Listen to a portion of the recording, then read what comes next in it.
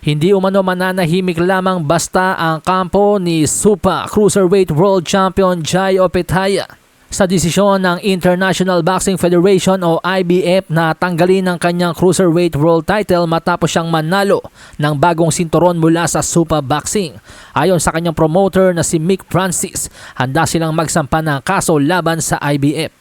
Anito sa panayam, if they think we're just going to take this lying down, they're dreaming. Absolutely, we'll be launching legal action. Jai's worked too hard for that title. He's bled for that title and he's broken bones for it.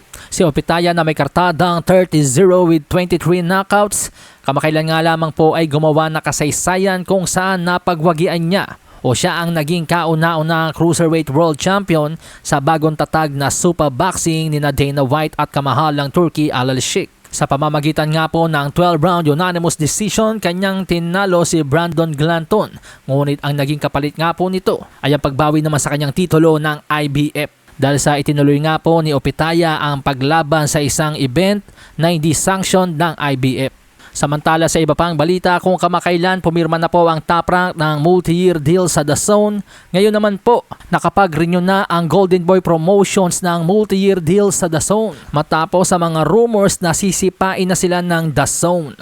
Matatandaan na isa sa mga ibinubutas ng kampo ni Virgil Ortiz Jr. kay Oscar De La Hoya ay ang kawalan nga po ng Golden Boy Promotions ng broadcast partner, kaya't nais na ni Ortiz kumawala sa kanyang kontrata sa Golden Boy. Pero pinanigan nga po ng korte si De La Hoya at ang Golden Boy dahil masyado pa nga daw pong maaga para kumawala si Ortiz sa kanyang kontrata dahil kasalukuyan pa nga pong naikipagnegosasyon that time ang Golden Boy sa DAZN. Kaya naman ngayon nakapag-renew na ng contract ang Golden Boy sa DAZN. Ibig sabihin po ay walang karapatan si Ortiz na basta-bastang bumaklas sa kanyang kontrata. Pero tila nasugatan na si Oscar De La Hoya sa mga masasakit na salitang pinakawalan ni Ortiz sa social media. Kapansin-pansin po sa inilabas na bagong poster ng Golden Boy with DAZN, hindi po makikita ang larawan ni Ortiz sa mga ibinibidang boksingero ng Golden Boy. Ang tanging makikita lamang po natin dyan ay sina Ryan Garcia, Oscar Collazo, ang kapatid ni Sebastian Fondora na si Gabriela Fondora,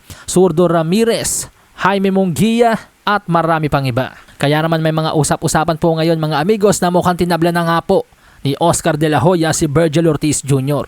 Bilang pangwakas na balita, kasado na po ang IBF World Featherweight Championship sa pagitan ni na IBF World Featherweight Champion Angelo Leo kontra sa pambato ng MP Promotions na si Raiz Alim. Ang nasabing bakbakan ay gaganapin sa Atlanta, Georgia sa May 9 at ipapalabas po sa platform ng DAZN.